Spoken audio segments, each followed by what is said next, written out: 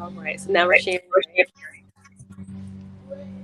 Oh, we'll play a little music while we allow people to come in. But this is greetings, everybody. Let me not get ahead of myself. I'm so excited about today. Soul Tribe, this is huge. This is a huge moment of vulnerability for me, transparency, and I'm so grateful to have support of my sister, Mother Cam, in this thing, because this is something that's near and dear to my heart, and it's part of my journey where I feel like I had to grow into. Yes, Yes, it's the yeah, we're same. both on the same journey together. So we're here to start to facilitate our own healing journey and activate the healing journey of everyone who's involved in this, of our family. So for our children, for the people we share children with, for our other children, our spouses, our significant other, everyone who is want to be able to start this process together, because all of us are affected by what has happened in our specific journeys. And we're here to share that today and start to open up the conversation of how this has affected us as women, or basically as women and as mothers, and even into our work. We're birth workers, so we usually deal with things on the side of birth and life, and now we're being able to talk about the other side of that portal, which is the side of death, the side of loss, the side of rebirth in that Phoenix type of Scorpio transformational energy. And it's part of our journey as well. And we have never been able to really tap into that side. We've always stayed on one specific side. So now we're being able to incorporate those things, bring that form of healing into our space on the perfect day, because it is the full moon in Gemini. So the full moon in Gemini is all about communication. It's all about truth. It's all about facts. It's all about information, and being able to share that and open that dialogue. Moving around, open up the dialogue for this to be able to move forward and inspire other women and other parents who have experienced the same type of challenges as us, to be able to learn how to overcome, and what different things that they can incorporate now into their space as that time is coming for reintegration. And I feel like discuss this with each other. We've had talks. We have um, let's rewind for those who don't know how we collaborate with babies. For those who don't know, this conversation has come to into fruition. Cameron and I are Facebook friends, and she mentioned previously that we're both birth workers. We both do doula work and support pregnant and expecting families and the postpartum period and all of that good stuff. It's just full circle of who we are and what we do. We are actually Facebook friends. We've never met in the physical. And this woman has inspired me in ways that I don't think anybody else has, because she has that experience. She has that firsthand knowing of what it feels like. And for a long time, I didn't even know how to get started expressing myself. I had dealt with so much repressed pain and trauma. And being in survival mode, all I knew how to do was not say anything and keep going. Just be strong. Don't let them see you sweat. And that had taken its toll on me. It took its toll on my mental, my physical, and around 2020, I hit a breaking point, and I was contemplating taking my life, because I felt like that part of me was missing, and because I didn't tend to it, it grew and it festered, and it started to show in other parts of my relationships with my other children and my life, and I knew that was my spirit pointing me back to something, my unfinished business, and it was fear. So many people did not really understand what I was going through, because they were able to mother fully. They didn't know what that felt like to lose a child. All they could say was, "You're a mother. Go get your child. Just go get her." And that sounds easy enough, but when you have been through the amount of abuse, when you haven't had the opportunity to heal from that abuse, your abuser or that experience still has control. So I had to take my power back. And sitting here today is probably one of the most courageous things I've ever done in my life. Because even when people would ask me about it, I didn't feel supported, so I didn't feel heard, so I didn't really share. I would just shun it off. So this is important to me. And sister, I cannot thank you enough. Let's get started by you telling your story and why we're here. Okay, so the reason that we're here is to show honor to our children who are Oh, missing, who have been kidnapped from their mothers. And we're going to celebrate our own children. My son, his name is Joel. He will be 15 on Christmas Eve, and he has been gone from me for 4 years, as of May 24, 2018. And I'm here today because I'm going to share some of my story about how that happened and came about. Sorry. From the different connections and spaces that I've had, and how I am incorporating, including him into my present life as I'm waiting for him to be able to be reintegrated into my space. So before I even start that, first I want to make sure that we can clear the energy up. My daughter is already trying to get the sage. Okay, let's get the sage. So we're gonna clear the energy space really quick, and I'm gonna have them help me, my children, because this is something that we do in our home, and when we're talking about our, their brother, my son, is a form of cleansing. So, to make sure that we're speaking from a pure space. Yes, my son, you want to ask something? Okay. So we're going to break up the energy. Anybody who is sending any negativity towards this chat, anybody who is not aligning to the mission and the protection of our children and our family and our connection to the family, we're going to break up that energy. We're also going to break up our throat chakra and make sure that we are facilitating and bringing forth our clear truth and messages out. So first, I'm going to start by breaking up the energy. I'm going to use an indigenous tool, just to break everything up. So we're just going to let anybody who is on this chat here, we're just going to clear the energy.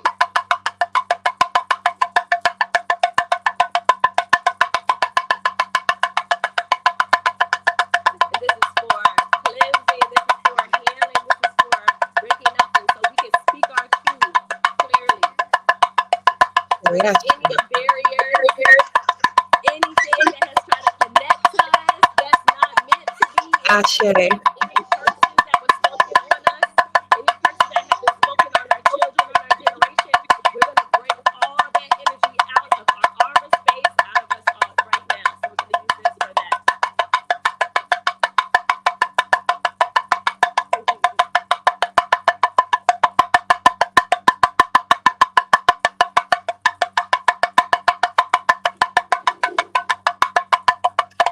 Ooh, and my son just reminded me, he just kicked this over. So then also I have a thunder drum, because right here it's raining. Like I said, it's a full moon, and a full moon is a time of release. It's a time for healing. So we are also going to use this thunder drum, which is the energy of Shango, that lightning, that Thor energy, that, to wherever it needs to strike to initiate some movement in our situations to bring back restoration. We're going to use this now for that also. I share.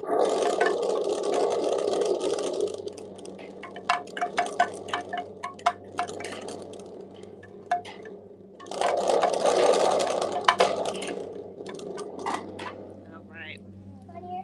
Oh, lovely. Yeah. Lovely. I feel that release already. Yeah. Oh, you want to Beautiful. do that? And there's one more thing. My son who was, okay, really quick, Monty, before you start that, thank you. Before you start that, my son Amani, a lot of my shift, my story. Thank you. Hold on, Masani, for a second. My story has a lot to do with my son Amani. Come here. So because the day that my son was taken from me was the day that my second son was born. So my son was removed from me in the hospital, and I had doulas there. I had support there within 1 hour of me giving birth to him, this special needs. Then I had police come and serve me with a false type of statement to be able to kidnap and take my son from me. So he wanted to do something. Did you want to use the bowl really quick? He wanted to do a sound bowl really quick for that. Hold on, let me see. Can I switch the camera around? I don't know. Hold on. I don't know. Wait, hold on. Okay, I'll just turn it around. Okay, go, Monty. Just whatever. Yeah. Just hit it. Other side. Other side. We can't touch it. Right here. Shoot it in there. Do it again. Let me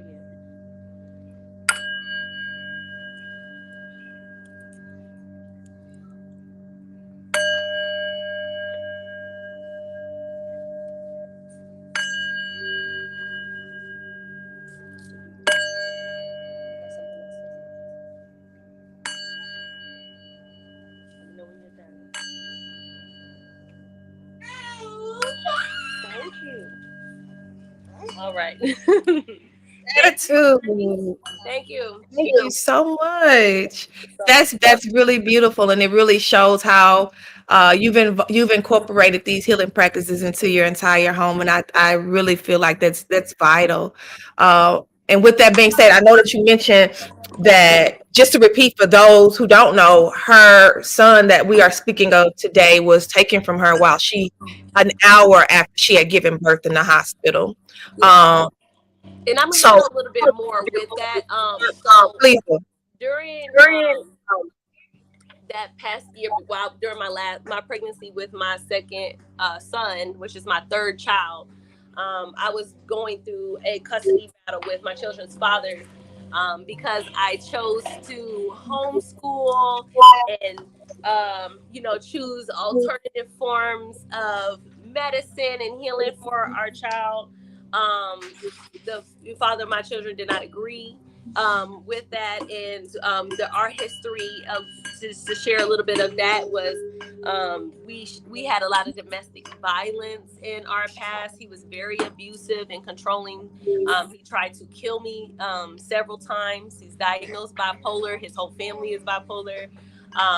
He isolated me from friends and family. I lived in New York with him for almost 3 years, and I actually had to escape and leave New York with my son and move to Florida, which is where I was raised.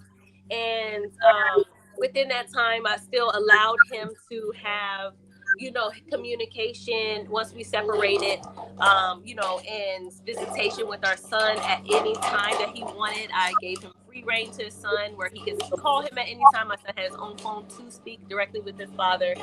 If he wanted to visit, he could visit him at any time.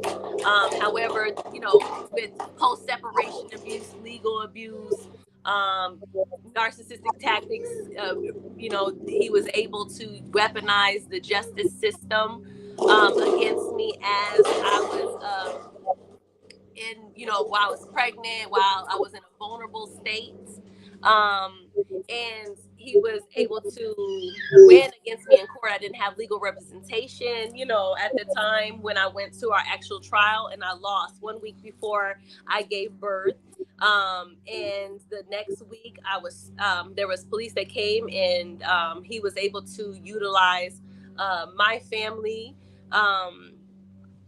I had a brother who wanted to protect me as his sister, and he called him and had some words exchanged with him, and he used that to be able to go back to the attorneys, go back, and then they used that in order to take my son. And even I just learned that was the real reason of how he was able to even get my son this year. I never knew in the time that I'm giving birth, you're not about to read a document and see what's going on. You're trying to protect your son, you protect yourself, and I really felt at that time my perception was that all my rights were stripped at that time, that police were able to come grab my child. I thought I lost everything. I thought I lost my joint custody. I thought I lost everything that was attached to my son and that his father wasn't able to take him. However, this year in moving around, I learned that this is the reason that he was taken, and now I was able to start facilitating reintegration with him. However, as our stories are shared, there's a lack of information at this point where, fathers in hiding. They have reduced communication with our children to where we don't know what school they're in. We don't know. Well, for me, I'm just, for myself, I think it's the same for you. But, I don't know what school my son goes to. I have lack of information for him. He has not included me in communication at all. Does not tell me any extracurricular activities. Go over there so you can play with something. Wait, money, I'm gonna call you. You gotta go there. Yeah, she's gonna come over there. So, lack of communication in all ways, even with not even being able to converse with him as the father of my child. There's been plenty of times where I've tried to initiate conversations directly with him to speak about the well-being of our child and the future of our child that go unanswered and unaddressed. So there's a lot of lack of information, no updates, address, no nothing. So it's more like your child is lost.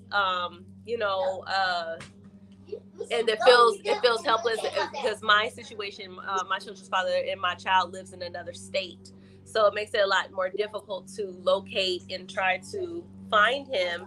And even with the lack of social media, his father is on purpose hiding information, not having anything where I could really find him, to do, to be able to locate my child. So that's part of my story and how we got there. But yeah, the police were able to come in and remove my child the day that if you're in the hospital, and creating that beautiful birth experience that I had, and tying that birth and death at the same time. So it was a birth of a son and then a loss of a son at the same time.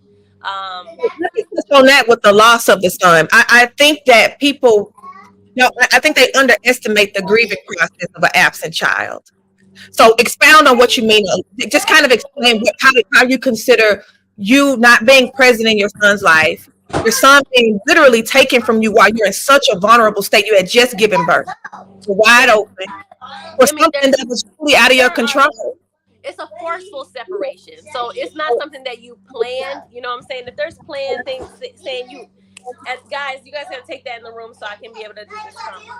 Mm-mm. So there's a lot of forceful separation that comes where it's something that you're not prepared for, and it causes immediate grief response. And even in that loss of child, you have to understand even how that would change the dynamic of my bonding with my child that I just had, the quality of my mind and mental state, the milk which would also in turn create the milk that I create for my child, my ability to care for my other child that I have. I had a daughter who was, like one going on two at that time. My whole living situation, everybody who was around me, that would give a form of PTSD. You could be emotionally numb off of that. No, I had that. I had nightmares. It's like an ambiguous loss where you feel like there's no resolution, and no way to resolve the actual grief. So, whenever those situations are happening too, it's like, it's so many feelings that come behind that, because it wasn't something that you would ever expect. Like a lot of parents and things, we think we're going to leave or be away. We the ones that go first, or we are in control, or making conscious decisions on if we wanted to be around or not, or with our child, we're expecting our child to know that they're an adult. Thank you.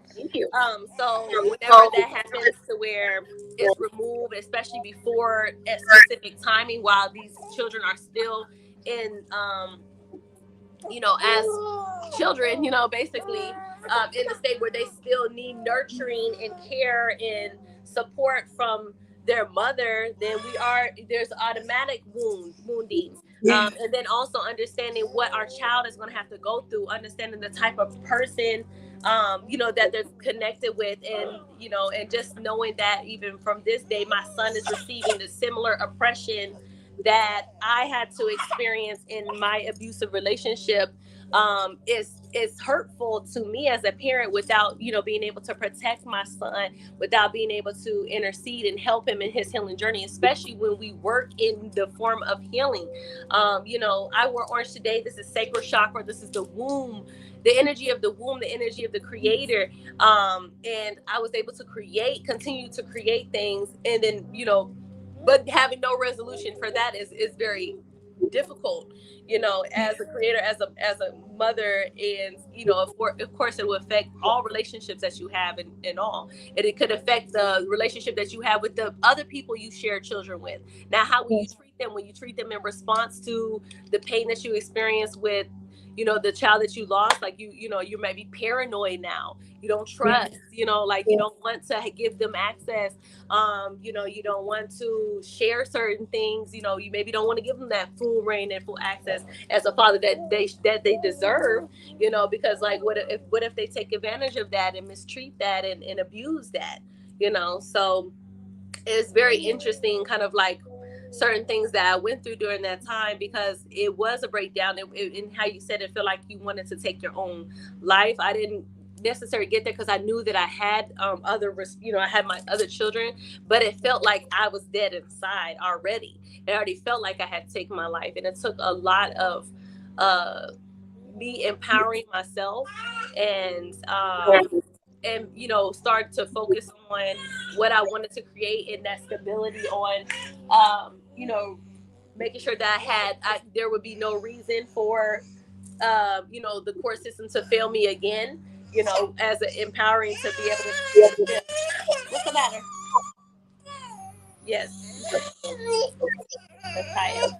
About the court system, I feel like they sometimes, well, not sometimes, that was my biggest hurdle. One, healing from my abuse, and I'm not here to bash or blame or point fingers. Hurt people. We all have our individual journey, and I had to experience that, because that's what led me here today. That this may support another sister on her journey. So I'm not spiteful. I'm not angry. I'm actually grateful that I'm at a space that I'm in today, because I wouldn't have imagined myself ever being able to do what I'm doing right now. So it's not a blame or a bash, even though the abuse occurred, even though the abuse continues, because abuse occurs in so many different forms: physical, mental, financial, so many different ways. Um, the court system was one of my biggest barriers, because I was not a lawyer.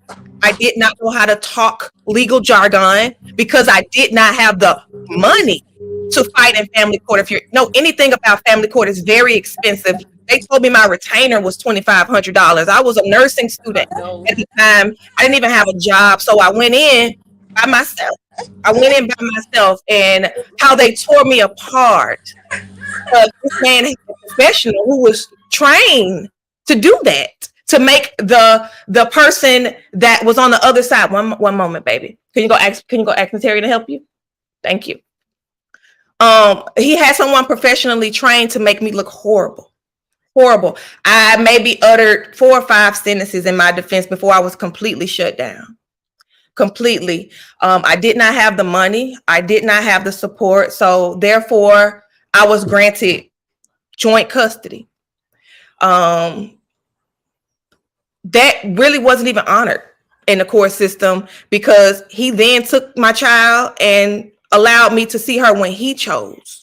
And that changed from that to when I had my 5th baby to not being able to see her at all. I remember flying back to Memphis from Florida as I was down in Florida finishing up my nursing degree.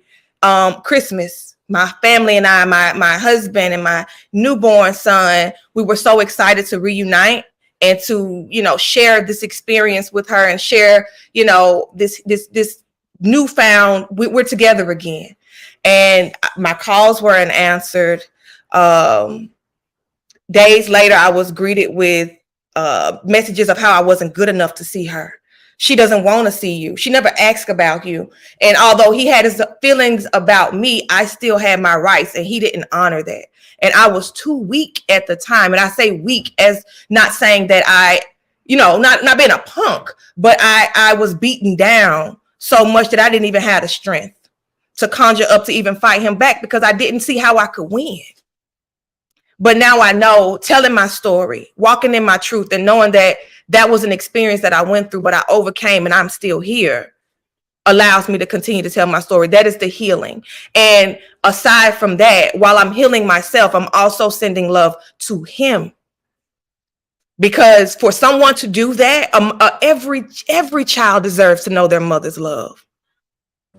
It just And to, reveals that they have their own mother wound or precisely. father wound, because um, to add on to that, like I know the generational curses that came from my children's father and being with him and understanding his father wound, and he's trying to, clear out his own generational curse by way of attempting to break that with his child by any means necessary. And sometimes that trauma will do that to you, where it'll just take you away from out of your own natural authentic character, to be able to try to execute something that you don't want to happen. But in the way that you do that, when you operate outside of your authenticity, outside of your truth, your throat, then you end up attracting it even more. Because in the way that he's doing things, like I said, there's no bashing them, because I understand that they're coming from a place of pain and hurt, themselves, with their mothers, with their fathers also. That would facilitate them to be able to be in a different space. And then we also have our own too, because that's part of the reason why we even attracted that type of partner to us, because we can't not take accountability in some way for the type of partner that we did attract as well, because of our own wounding at that time, that we allowed ourselves to be abused for moments and different things. And now that we've tried to switch that energy, and you're dealing with that residual forms of abuse and post-separation abuse, legal abuse, emotional, verbal, and physical, and we've been doing a lot of work to heal that, we have to allow those shifts to be able to happen. So I understand that they're dealing with their own, and within and then with our children, like it's more like they have put their own needs ahead of the child, in some way, thinking, that the way that they're doing is going to really clear. Hold on, got baby's hair stuck in clear them in ways, So I agree. And then even for us too, another thing that was interesting in our connection, even though we have never met, and we had our situations happen in different years, different places, and we're in different places now in our lives. I live in Connecticut, you live in Florida. Both of our cases happened in the state of Tennessee. So and even in two different cities in Tennessee, however, just seeing how certain things operate there. In my case, my children's father lived in the state of New York, and he was able to get by with not giving proper address. In New York, everybody has apartments. Everybody, there are no houses like that, and he was able to, not share the proper information. There was no verification of information. But again, I do think that is part way because I did not have the proper legal representation. But and then you got to go back in this too, because this is a big thing that's overlooked. Because why were you in the position to get an attorney? Guess what? Whenever you're dealing with, so even the disorganization, or even part of the ability to make us appear unstable at that time, has a root with being in a relationship with them. Because a lot of it, we had to, I know for me, I had to escape and leave the whole state I was in, that I had stability and that I had a home, and start all the way over from scratch and rebuild. So part of that foundational root chakra, not feeling rooted or not having root, does even come from as a what is it? Not reaction. That's not it. But it's an effect of the actual abuse that we experience with that specific partner as well. And and that's something that we can't take out as well. I'm gonna let you talk on it. No. That's deep. That's deep because I never thought about it that way. The ability to make us even seem unstable comes from the abuse that we suffered at their hands, and that's part of it. And I feel like when I personally went into, we were both in the state of Tennessee, and the laws are, even though we were in different cities, the laws are different. I mean, the same, statewide. And I remember going into court, and we had almost like a trial. I know you were blindsided. You went in thinking that you were going to have a hearing and, a docket hearing, and there was a whole trial. And that's how you ended up losing, because you weren't prepared. You didn't have proper representation. So that kind of pinpointed that, hey, maybe she's not stable, maybe she's not ready, but you just weren't informed. You weren't informed in the midst of healing from the experiences that you were going through, mourning a child that you couldn't see. Nobody takes those things into accountability. You just have literally a short amount of time to state your case and pray and hope that these people sway in your favor. And I feel like that's so unfair. And then another thing that they don't do in the courts is allow the children to speak for themselves. They make decisions for the children. So I remember going into court, having a quote unquote guardian ad litem to come in and go through my home. And it was so invasive. They looked at my refrigerator. They looked at like the living space that Ariana, is my baby's name, Ariana would be in, and all of these different things. And they said in my face, baby, like they say now, they played in my face, said in my face, telling me, this is great. I don't see what this man is talking about. Get the court. This woman did a whole turn on me. I was telling her, she was like, well, why don't you go over and see her? You have your rights. And I let her know. I said, well, she's not there. He was given an address that wasn't his. It was a home that was, next door to his mom, that he and his family resided in periodically or whatever they had going on. But that is not where my child resided. That is not where she went to school. He literally hid her, and he still does to this day. And us, as of recently, he sent a message to my sister, like, I'm everywhere. I'm on every social media site. I don't hide. Everything I have is public. But he went to my little sister, sent a picture. And that's the only way I've been able to get pictures of her. And I probably shouldn't have said that, because that's probably going to be blocked, as well. But you know what? I feel open in expressing myself, and knowing that my baby is still going to make her way back to me regardless. So let me just speak my truth. And with this picture, he said, my baby is in high school, and let your sister know she doesn't care, but she's doing great. So it turns from he's manipulating a situation of where he knows he won't let me see her. I've reached out so many times, y'all. I got call logs for days, and I saved them, because when I go back to court, because a sister reached out to me, and I'm going to tell y'all about this later. But when we go back to court, because we're in the process of those proceedings, because he will be held in contempt. I have my proof. I have years worth of proof, but it took me being able to be strong enough for myself so that I could be strong enough for my daughter. But it's so easy to lie. Like they say, money talks and bull crap walks. That's how it works with the court system. I didn't have money. He did. So I got really made a fool of. So I was reluctant to go back into the court and fight, because I feel like I didn't have a chance in hell, because I didn't have these big hotshot lawyers. I didn't have the representation that he had. And even at the end of our trial, he took her for 2 years. And when we were in our trial, with me fighting for her, he said that I had neglected her, which is why I didn't come to the house and see her when he really changed the address and I couldn't find her.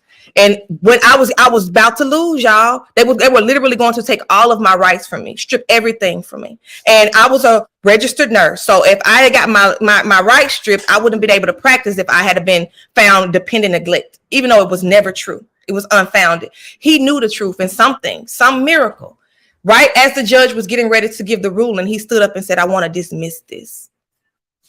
And with that being dismissed, I was still honored with my joint custody, but was never honored with my joint custody. So I don't get to see my daughter. I don't get to talk to her. God knows what stories are being told about me, but what I do, what has helped me since that point, that breaking point in my life in 2020, where I felt like I just, it was way too heavy. I started writing her every day as if she's present and as if she's coming home, because she is. So, sister, please, because you gave me so much profound wisdom during our talk, share it with any sisters or any brothers that may be going through the same, because it's not just limited to women. It's not. This happens to men as well. Playing children as pawn, using the system as pawn, it's abuse. So what do you do personally to venerate your son's presence when he's not physically in the home right now. Yeah, Yes. so So I do want to I do make want one to more make add on about the system anyway. please do. So just even the dependency, the mindset to even go to an organization or entity outside of the creators of the pure energy that you made is wild to me. So I don't understand it. So like, because that's just something that you guys should be able to collaborate and come together on, because that's how that you even created that seed to even be, because you came as one. You came together and created one. That 1+1=3 energy, the divine, pure kundalini, all that energy to even bring this child through into the world. So I really feel like it should be just directly through the children. There should not even be put them into the system that is designed to kidnap people in general. But we're not gonna go into that because we're gonna have to go through our own proceedings back through this system in order to free our children from that ability to be moved around without will. Um, but the way that I honor my child in my home is by many different ways. So, one, I am open with my children that I have. I am a mother of 5. My son that is gone, he is the oldest of my group, right? So he is going to be turning 15. But then I do have a 6-year-old daughter, a 4-year-old son, which that's when he was removed, the day he was born. Then a 1-year-old going on 2-year-old daughter, and then a 7-month-old daughter. So there are siblings that my son has never met. However, we do honor him by sharing stories. I do storytelling with them, and we'll, if I see something similar to something that my children do, you're like, oh, your brother likes that. Or last time I spoke with him, also, I just realized this right now, but my son's favorite color last time I heard was orange, and I'm wearing it. So I didn't even think about that till right now. Oh, We'll share certain things like, oh, he likes, this. Oh, he's very good at science. So he used to make robots. He used to like doing this with cars, like, so we would talk about stories. I would share pictures and videos that I have of him from my past, from the years that I had him, because he was with me solely, for the first 9 years of his life. He was removed when he was 9 and turning 10 that year. And so he was, I had him there, and we incorporate him and bring him present. Another thing is, and I'll show you guys, I do have his pictures printed and around the home. So let me bring her up, because you just want to go move around.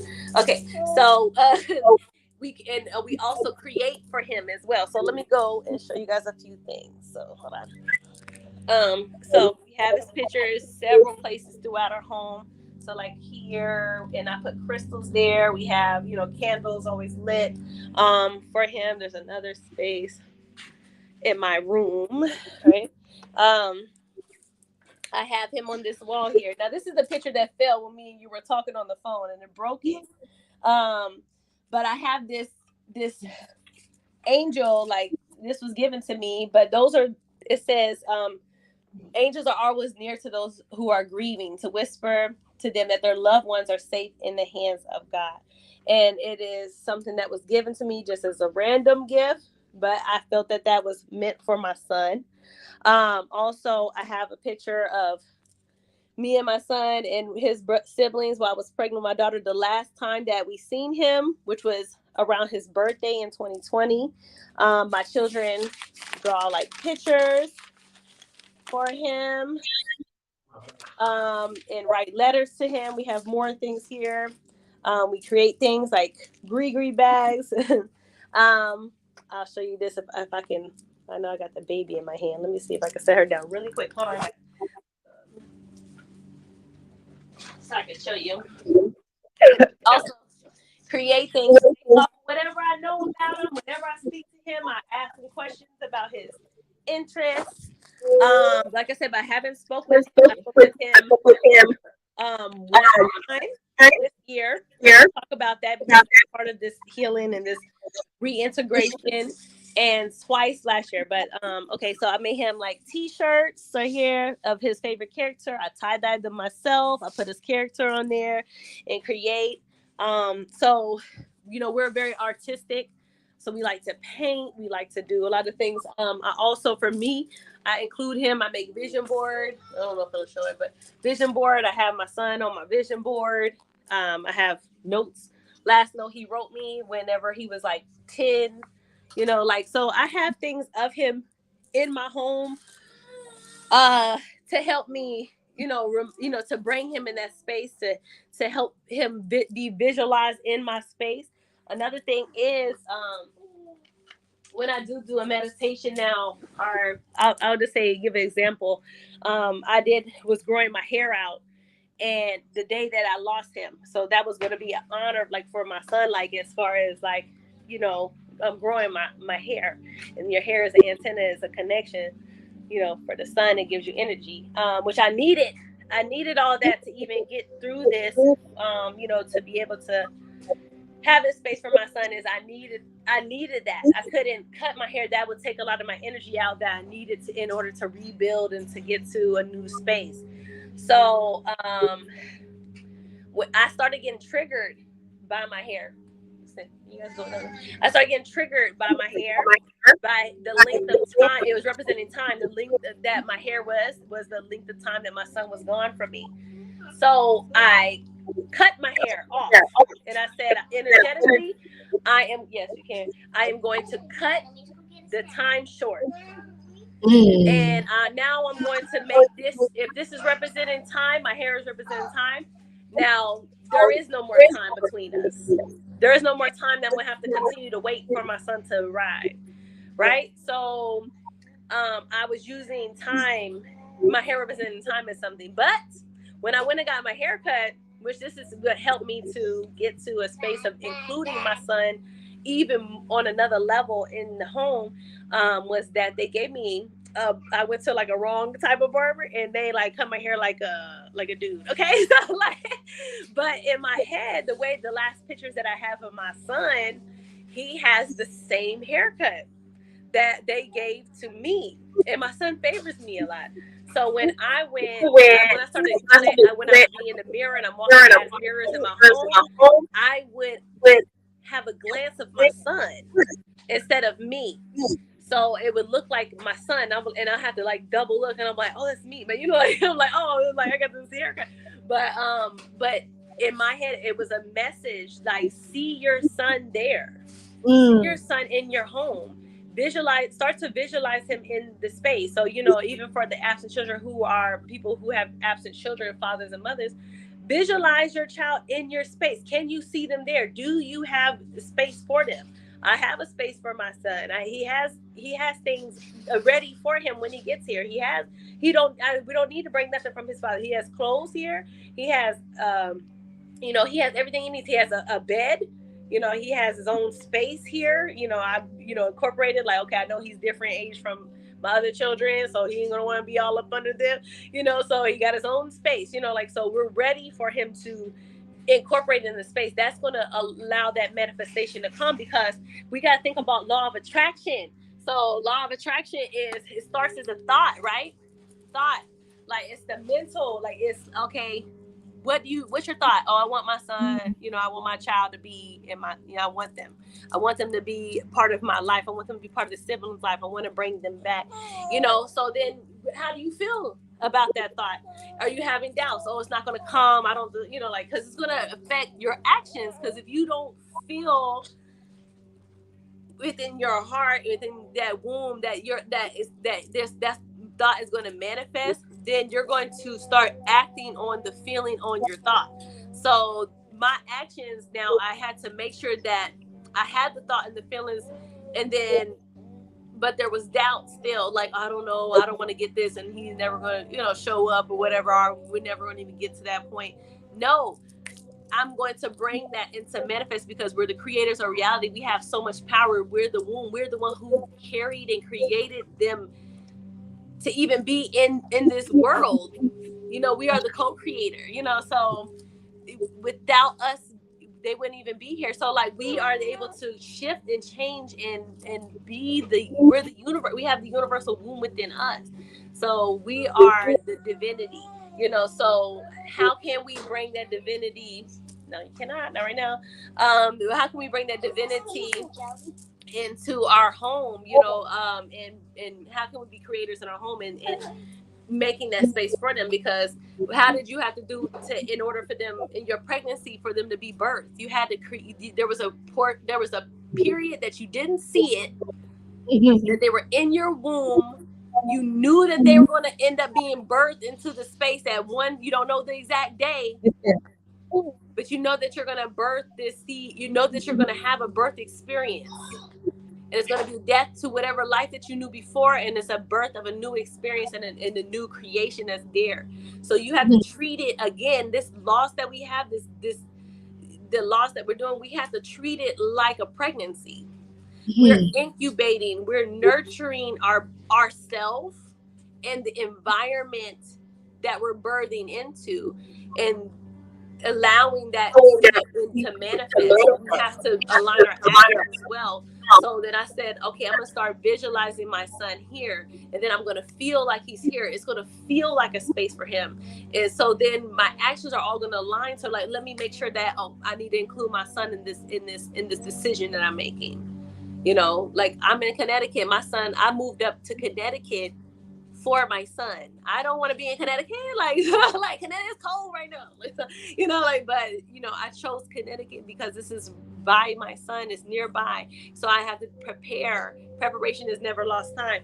That I'll be able to receive him, and it'll be easy, and it's a easy transition and flow. He can still spend time with his father. I'm never trying to, take him if he's comfortable. I do think he needs his father, in his life.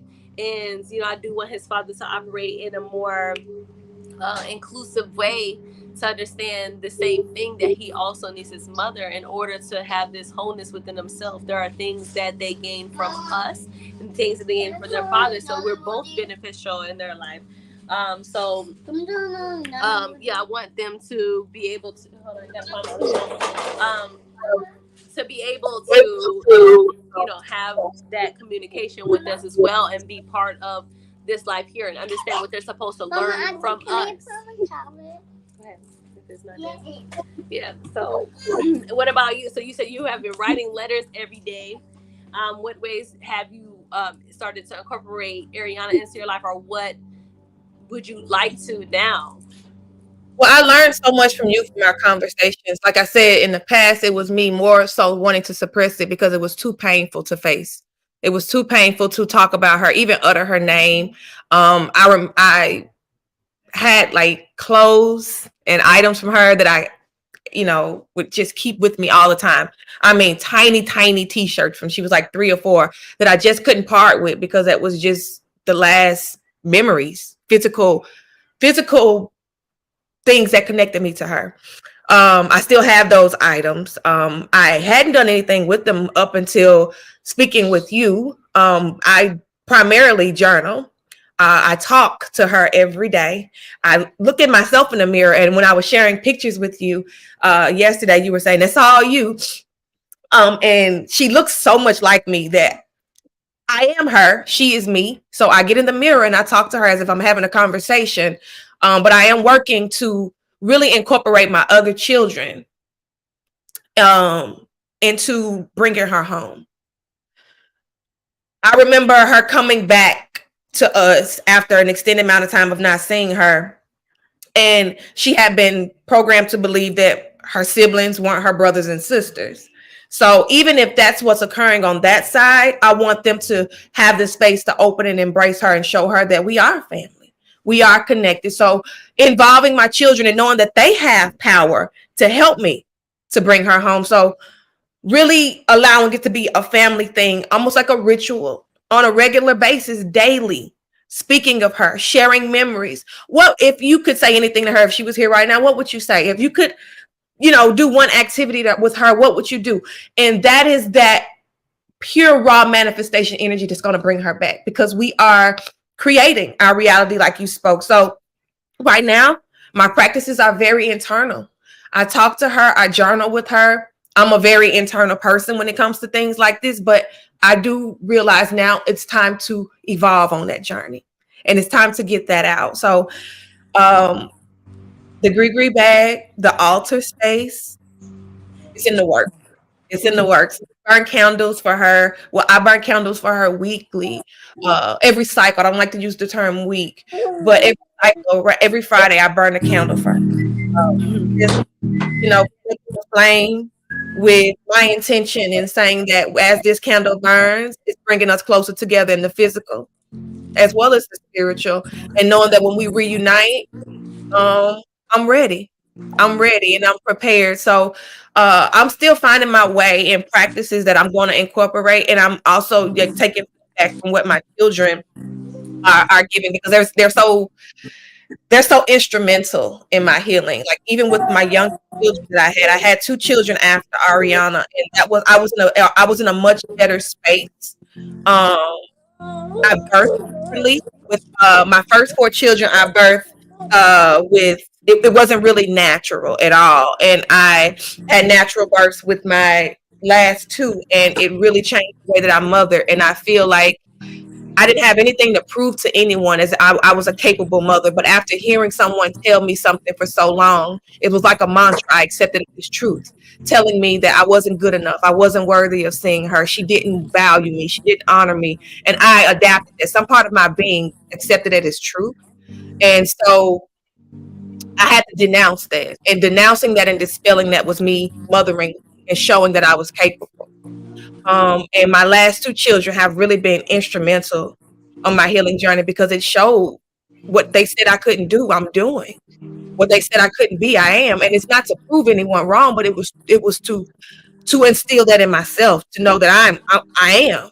I am. So long story short, we're doing a lot of stuff. It's in the works, but you have given me so many tools um, that I can use to help incorporate the healing in my entire home, not just with me, because I'm not the only one that suffered from losing contact with Ariana. My children, I have to honor their feelings as with losing her as well. I have a older daughter, Nakiria, that's in Memphis, and she talks about her every so often, and not so much because previously I would shut it down. She's fine. She's okay. You know how that is, because it was too painful. But she misses her. And I feel like it's unfair to all of us to have to go through this. Is part of the journey. Not pointing fingers or anything, but long story short, again, just incorporating the entire family in the healing process and evolving from it just being me. Oh, I'm the one that needs to heal. No, I had to get myself together first, because I lead the home. I'm the woman. I'm the mother, right? I'm the nurturer. So I had to make sure my cup was full before I could pour into them. But now I realize that their needs are equally as important as mine on this journey. So Like we can all do it together at the same time and support each other, because some days, there'll be more highs and lows, and the other days you can pull from the support on the other side. Like I have my older daughter who does have, she was only like one or something when Joelle left, but she's her memory is like sharp, so she has lots of stories. I'm like, how do you remember that girl? And she's always like, oh, and she'll bring them up, like you're like, oh, I was thinking about Joelle today, and I think we should try to call him or different things, and we'll do it. Like so, and like I said, we call every day and send messages to him. I send Reiki to him, healing. He's always blocked, like every time I try to do it, so I know that he is going through his own journey. I know when he comes back, and incorporate, same thing for your daughter and same thing for any other child who is upcoming, that their journey that they have as far as their purpose and healing for the world, they needed this type of experience. Also, it gave me a little bit of peace in the journey of learning about my son. I started to study my son. I like astrology, so I did his birth chart and broke down his natal chart, and it brought some understanding and peace in some ways, to see a little bit about why he had to experience certain things. So I'll give you a few examples. So one, his sun and his moon. He has a Capricorn sun and he is a Cancer moon. I'm a Cancer sun. His dad is a Earth sun. And whenever you look at the aspect between the sun and the moon, that represents the father and the mother. And in my child's case, it's an aspect of opposition, which lets me know from just his natal chart, the day he was born, that screenshot of the sky, that the father and mother would be in opposition, in opposite sides. Like his father comes from military background. He wants to do private schools. He trusts a lot of the ways of the government and different things like that. And I'm more on the other side, where I trust more nature and earth, and natural ways. So we do have opposite viewpoint on how we want to raise and render our child. And then even for his fourth house, which is his house of childhood, is in the sign of Gemini. And that means, Gemini is a dual sign. So it kind of gave me a little bit of insight that he may be raised in two completely separate ways, but in the way that may help him in his journey as an adult, because he can look at things from a whole perspective, because now he sees from two different sides.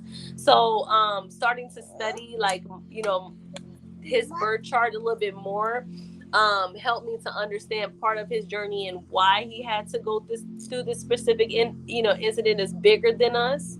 I feel like there's no coincidences. At the same time, I do not. I wish that it did a lot of things went in a different way. However, I do know what I'm prepared for, and I'm learning more about what my purpose is and role with him is, and even certain situations that we have as similar in regards to our woundings now that he's going to have with me as his mother, and the similarities that I may have with my parents. And now that it's recognized and I'm aware of what they are, now I can start to facilitate what type of healing is going to take place when we do need to come together. What did I need at that time whenever those same situations happened with my parents that my parents never gave to me, and that I'm repeating with my own seed, because it's my older child. My younger ones are not going through this type of experience. There was something that was unhealed within me at the time of my creation, that I created him in my womb space and had him, at 19, to where that manifested into his actual life. There was something that was unbroken at that time that now has passed from me to him, that he is going to have to break that in his generation. So how can I help facilitate him and assist him in that journey now that I've done the work now, since I've had him? But at the time of conception, when I conceived him, I did not have that knowledge at that time. Right? Like I said, we didn't do natural birth back then. There was certain, there's certain things that happen even with the process of birth, like vaginal birth. You're going through layers. You're learning, how to, you're learning boundaries when you come through the birth canal. I was a C-section baby. I ain't have boundaries. You know what I'm saying? Like I was pulled out from one to the next. So there was a forceful thing from even when I was born. That's that wombology, like learning even more about what did my mother go through, what did my grandmother go through in that womb space, and how that affected me and the seeds that I've created, and and whatever, same thing that happened with his father. What's the lineage? What's going on in that lineage? So then I can better understand my son and his needs, and what overall that's a bigger factor than what he's even aware of, that I can come and facilitate and help to initiate within him, or to share with him at whenever he's able to come back, because when he comes back, he's going to be a different person. We have to mourn the loss of our child from whatever age that they left us. My son was 9. How old was your daughter? She was 8. 8. So, and even those numbers are significant. We talked about numbers the other day too. Even those numbers are very significant. 8 is a cycle. 9 is a completion. So I can keep going, because like life path and all that type of stuff. Like my son's a number 9 life path. So there's a lot of different things that can correlate into that when you start kind of looking into. You like, what? This is way bigger. Like, he got a powerful, like your daughter has a powerful purpose in this world, and she had to experience this, and just like, wow, even this situation that can seem painful, we can use this as like I said, that death and birth, like this can be an opportunity to transform everything from this point, you know. And even that pain that they had experienced, even whatever they're experiencing where they're at, is all going to, it's going to be for something bigger than what we know, something bigger than what we can even understand, because this is not even our journey. We didn't experience this with our parents, you know, or even if we did in some way, it wasn't in the same way, you know. So it's like, wow, you know, that that energy that they have, and is going to be very powerful for them in their lives. And the more that we learn about what that is for them, whenever we can, you know, see them and speak to them, it's going to be more meaningful, because they're going to come into our space at a time that they can receive us in a new way. So we have a new opportunity when they come back, because they're not seeing us every day. You know, you don't see changes every day. You don't see them. So within the time that she left, the time that my son left, and other parents, whenever they children, well, we're not gonna say left because it was taken, but you know, like whenever the energy where they were taken from us, and whenever they reintegrate, they're gonna have so much to see, so much to learn, and you can come to them in a whole new healed place. They were protected from certain things that we had to go through as, Yes. you know, personally, as we transition into the spaces that we're in, to work. And we, you know, are philanthropists. We help other people, you know, that we can now give them a lot of wisdom on, you know. So I think that's a beautiful thing that's within our pain, is that we can use this in order to really, just maybe, you know, plan out and really facilitate this new healing that needs to take place, and break the curses that have passed on, to where our children, by the time that they're old enough to have children, that they're not going to reincorporate these type of energies into their space. Because it is passed down, and you're right. And you brought up a very valid point. And I'm not going to expound on this too much because I know it's some other things that we wanted to share before we headed out. But the womb space and how we birth those babies, and not going through certain processes in birth, or holding certain traumas in our wombs that have not been transmuted or healed, it is passed down. Our babies do absorb that.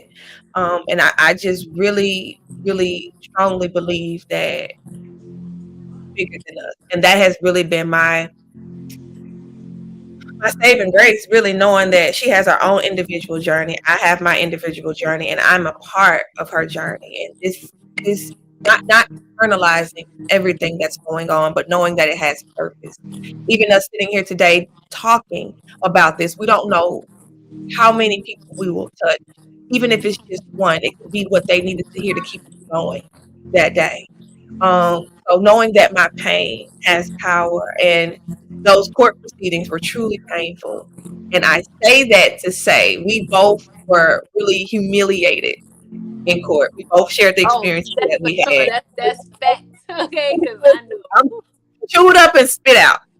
And it wasn't because of our any wrongdoing. It's because of us being novice in the court system. Like you said, you don't operate like that. If we had a baby together, why are we bringing a third party that has nothing to do with our creation to tell us how to continue to nurture that creation? Yeah, It doesn't make sense. yeah, It doesn't really make sense. Why can't we amongst each other come upon a common ground? But there's so many, there's sometimes there's hurt and traumas and barriers that don't allow that. And that's why we're doing the work now. But in our case, we are having to go through the course. And we have made several mistakes. You share some very profound wisdom with me. For anybody that may be going through battling for custody or getting their rights back or even being heard, what advice would you have as far as like getting that process started, and just kind of I guess any kind of guidance throughout that process, because it can be very complex, and it can be very anxiety provoking, and if you make the smallest mistake, it could mean everything for you. You didn't know about the proceedings that will occur, and you literally lost your entire case because of, you weren't provided that information. So what advice would you provide any mother or father or anybody that is working to get their rights restored or get back into their child's life or in family court right Well, now? I'm in the journey now, so I'm in the learning process right now. But I think right now the most beneficial thing that a parent can do is actually self study family law. That's I think that's key because regardless, you don't want to go back into the space where you don't know the language of the court. Like if you have to deal with the system of the courts, you have to learn the language that you're speaking. You have to learn the laws of that land. You know what I'm saying? So I do think it's important to learn that language. So and even if you're trying to obtain like legal assistance or an attorney, you'll know kind of different things that are, is going to be helpful and not helpful, by your own study. This is part of like the learning there, and the ability and the resources are out there because we got YouTube University, we got, there's a lot of activists that speak about like parental alienation and legal abuse and different things like that is out there, that we can start to study.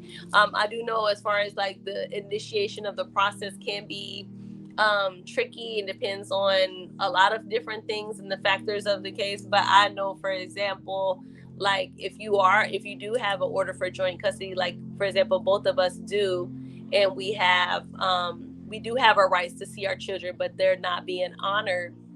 Like I am supposed to see my child, 49% of the time, you know. You can file in the state that you're in, like you don't have to go all the way to where they're at if you're in a different state. That's something that I recently learned. There are organizations that can help, especially with me and you, and our history is coming from partners who have abused us. I do believe that there are local organizations and there are things for the children as well, at the ages that our children are. I think once you hit a certain age in specific states, then they do allow the child to be able to speak for themselves. However, you do have to make sure you make them aware that there could be coercion within that. They could be fearful of the parent that they're with and how that would affect their living situation if they did speak their truth about their situation. So it is a little bit tricky when it comes to that. So that's kind of like what I've learned so far. But like I think the most beneficial thing is just kind of learning the system and learning, just doing your own self study about the state, that you're in or that your child is in, and seeing what ways that you can start to advocate for yourself and for your child. Of course, child number one, to make sure that they're safe and that they're getting their needs met, from both sides, their parents. So, I feel like too, like that was one thing you helped me with because I was thinking, I was preparing, our family was preparing to travel back to Tennessee to file a petition for contempt and get this thing started because I felt a stirring in my spirit and I mustered up the courage. And then after speaking with, and then that doubt came back. Well, what if, and started replaying those old past situations. And then you came into my life and you came with some profound knowledge about the court system. See, you don't have to go to Tennessee to file. You can file where you are.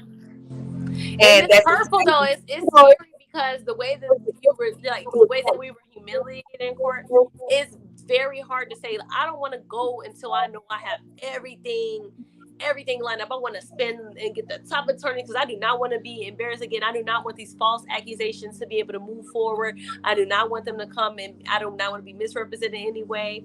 I do not want to, my child to be hurt within this process.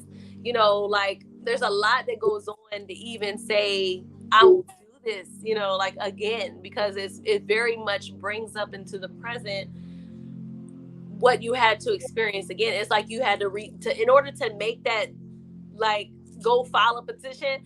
It's like you're going to the courthouse, like you're going to the place that you felt like you were stripped from your rights from, like, so it's yeah. very difficult. It's like facing the beast, like, type thing, whenever you end up doing that. But it is empowering once you do it. You're like, you know what?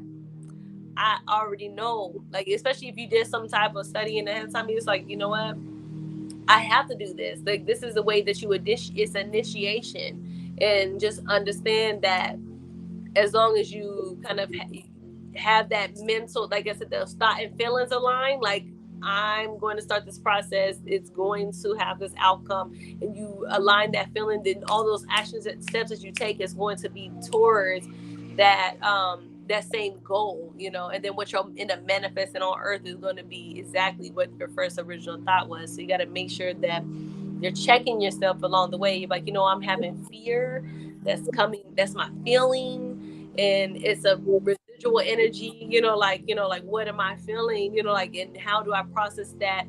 And remember, we already know what fear is. We've already, the acronym is the false evidence appearing real. Like, it's not real. We are, like Not I said, real. created. We have power. We have the God body within us, and we're connected to the universe. We align with all the hermetic principles and universal law. Like all that applies to us, and we understand that whatever we need, we can be supplied. So it's more like we just have to align into that thinking, that inner knowing of what is already gifted to us, and what we're made of, be too, because not even necessarily gifted to us, this is us, like we are that, so Yeah.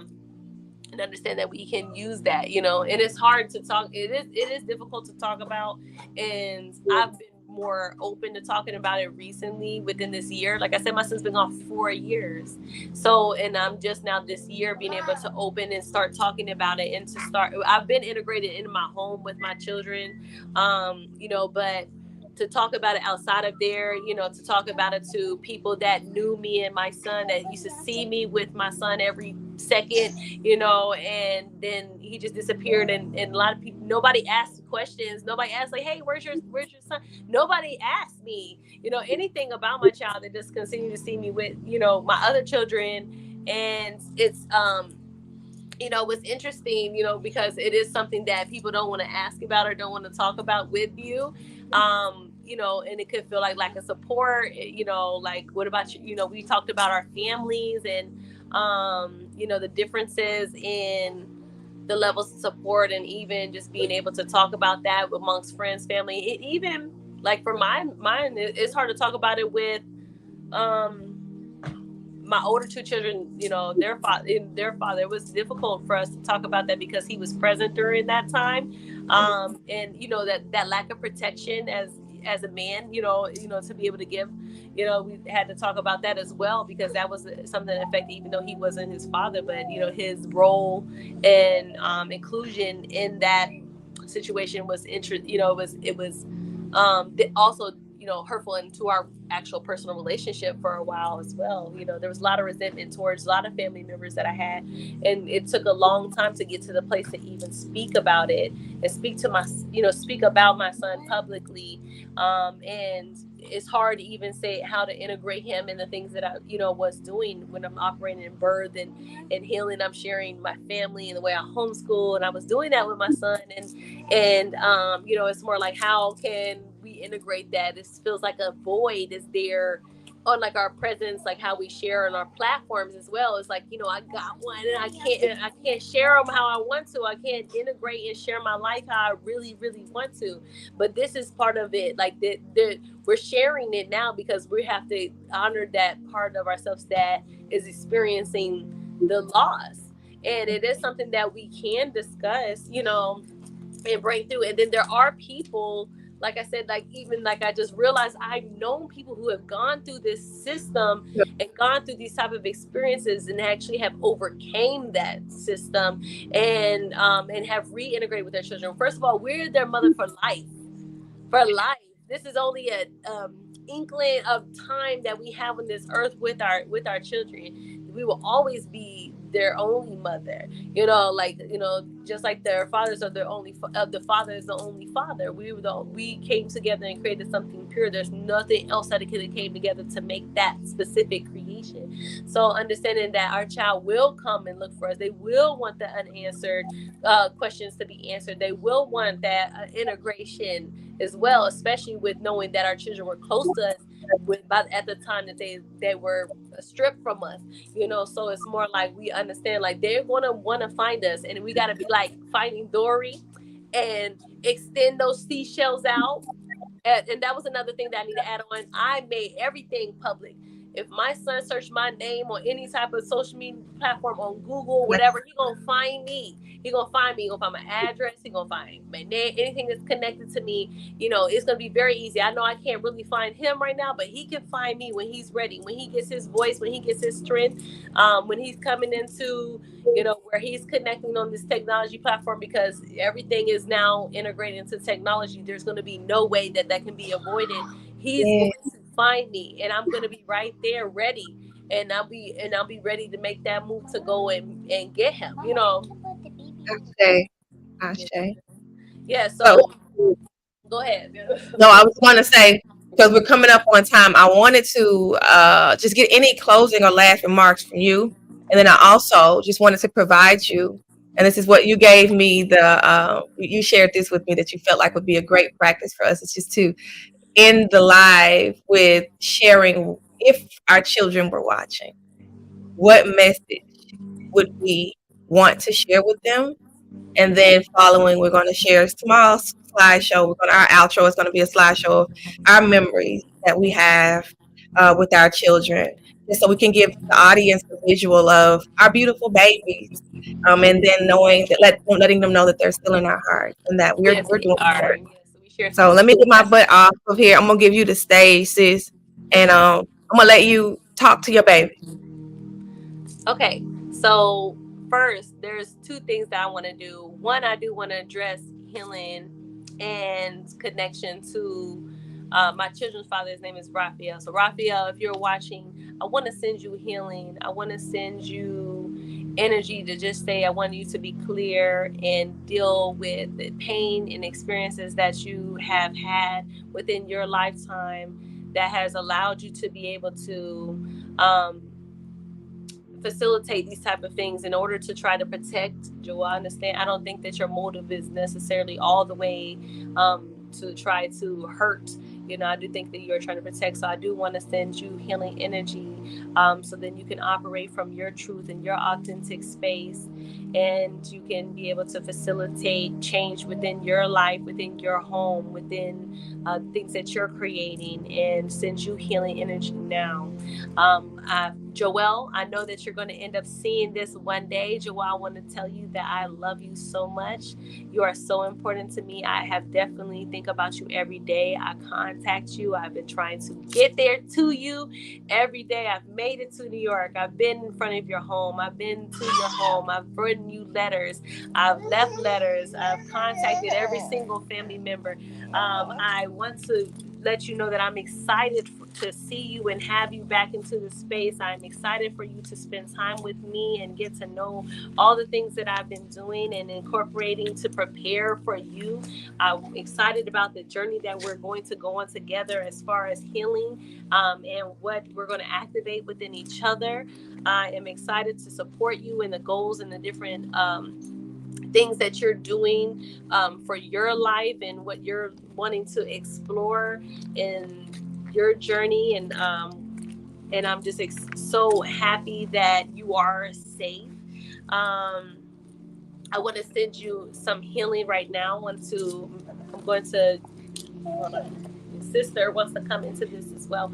But I'm going to send some healing energy as far as to unblock all chakras. So if any other parent wants to uh, align with this energy to do this for their own children, or to add on to the healing that I want to give to my son right now, then we're going to send some transferring energy of healing to him for balance and protection, and to unblock his throat, to have him have a voice, to have him be able to speak clearly about his wants and his needs and desires, for him to be able to have all the resources necessary to balance and gain, and to come into the things that he needs and want in his life, for him to be able to support for his desires, for his career, for his mental space, for his schooling. I want to send energy for all the family members who are around him to give him support, to not harass or hurt him or harm him, and encourage him and lift him up and give him energy to operate in his full truth and who he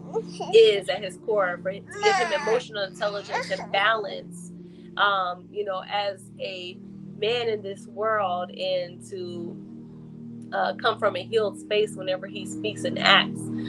So I want to send all that energy to Joel, and I definitely want to send love and light to the whole family, the whole Gonzalez family in New York. Anybody who has access or to his teachers. I want to send energy to his teachers, to his stepmother if he has one. Anybody who's around him that is on his day to day, his cousins, his family, his aunts, grandmother, grandfather. I want to send them all healing energy. And I am excited for you guys to integrate, and we can work together for the collective, and to be able to move forward with Joel. So Joel, love you, son. I love you so divinely, and I can't wait to show you all the things that I've been preparing for you. So back to you. Beautiful, beautiful. So I'm gonna go ahead and say my piece. Very short and sweet. That was beautiful, by the way, Sister Kim. That was amazing energy felt. Thank you for that, and I definitely joined in with you because it's needed, and where two or more are gathered. All right. So, Ariana Marie, I love you. I write you every day, and I have no doubt in my mind that you hear me, you feel me. I am here, regardless of what's being said. I don't know. I want you to know from my mouth right here today that you are not forgotten. You never were. I think about you every day. I write you every day. And it has been my strongest testament to this day to be able to speak publicly because of that love. So I want you to know that it gets better from here each and every day. And I want to especially send love to anybody that has a hand in raising my child at this moment, as I'm not present, because it's important to me that she's protected and she's safe and she feels love and she feels that way. I'm on my way back to you, Dwayne, Dwayne Otis, and the entire Otis family. I send y'all love. I'm not angry. I realize in my journey that anger weakens me. I've passed that. I've surpassed that. I've conquered that and graduated that phase. I'm ready. I'm capable, and I'm willing, and I forgive you. I send you love because no person that has a healed heart could separate a mom from their child in the way that I've been separated from Ariana. So I know that I have to extend that love to you, not only because it makes you more present for my child, but because it makes you more whole as a man, and she needs you. But just as much as she needs you, she needs me. So I know this is just the beginning of my journey of actually being public and open with this. But if I was to say anything and close on anything today, is that I am here. I am here, and I'm on my way back to you.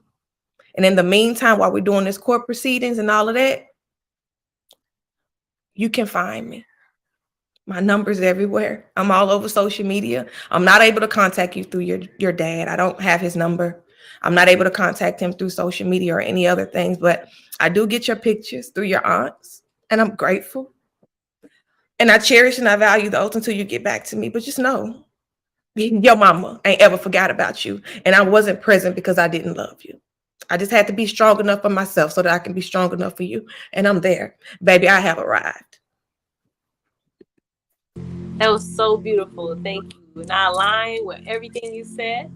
Um, for all of the mothers and fathers who have experienced the similarity in their, connection with their children, and feeling robbed of time, feeling robbed of that, like just understanding that, we're here and we're doing the work, and we're pioneering and setting up that space of awareness for others, and allowing that healing to come.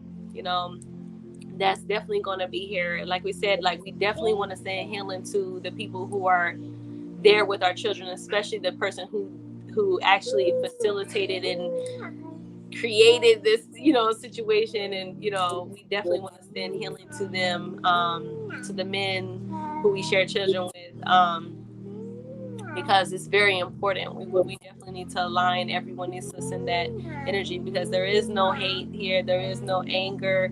It's more like, we have our basic rights that need to be met. And it's our children need us. We understand the detriment of the mother wound and the father wound, and how that can affect a young woman, and how that can affect a young man. So we want to stop, and we want to break. We're going to send energy to break all curses, generational curses that were set over our children, and that were passed down, to our children. We want to send, that energy to break those shackles of bondage that were set over them, that has allowed that to appear in their lives, but to break those to where they can't appear any longer, cannot hold onto them any longer. So anything that has been said to destroy the relationship of their mother, of the mother with our children, we break that now. If any energy that has been shifted to break the connection to the father, because even in the situation in the way that ours are, our children could grow up and resent their fathers for their disconnect to us. And we also want to send energy to break the energy of that father wound as well, and vice versa for anyone out here is watching who has the same experiences. Make sure to send that energy out as well, to break those chains of the parent wounding. And we're going to facilitate that healing to come. We are the creators. We are creating that. Our children. We're gonna share that. Yeah, I'm gonna let you go because I already know we're gonna keep going. I'm gonna keep going. So like, yeah, this is No, the you slide. I was trying to get us set up and I started the slide. Yeah, so we're gonna put that slideshow out there to just show specific memories that we have, and even just pictures that we collected, because we're both doing the same thing, trying to gather anything that we have of our children. The last picture I have of my son is from 2021. So I definitely want to make sure that's out there. Joelle, I am looking for you, son. If you have social media, feel free to connect with me. And for anybody else who may have resources and assistance towards our situations, please hit us up in our inboxes or privately, to any of our platforms. My name is Cameron English on Facebook. Mother Nature Healing is my business name. Feel free to send anything to me, or you could share your information, so then we can be able to move forward and be able to reintegrate with our children. Absolutely. I'm Blooming Lotus Birthing Services, Zamika Pearson Lockett on Facebook. Well, Zamika Lockett on Facebook, Zamika Pearson Lockett on YouTube. I also have a Blooming Lotus Birthing channel, and I have Blooming Lotus Birthing Facebook page. So if you feel led to share any information, share your story. We look for this to be a series. This is just the beginning for us speaking. We look to bring in people to give their account that have actually overcame this and have their children back into their lives. So this is a series. This is just the beginning of what we're going to do. But I did want to close with a slideshow of our children so that you can just get a visual of these beautiful beings that we're discussing. And I just want to thank everyone for contributing their time and their words of encouragement, and sharing their stories as well. Elevating energy. I love you, sis, and I appreciate your continued support. And I send you so much love, so much love. But with that being said, peace and abundance, Soul Tribe, and I will start the video.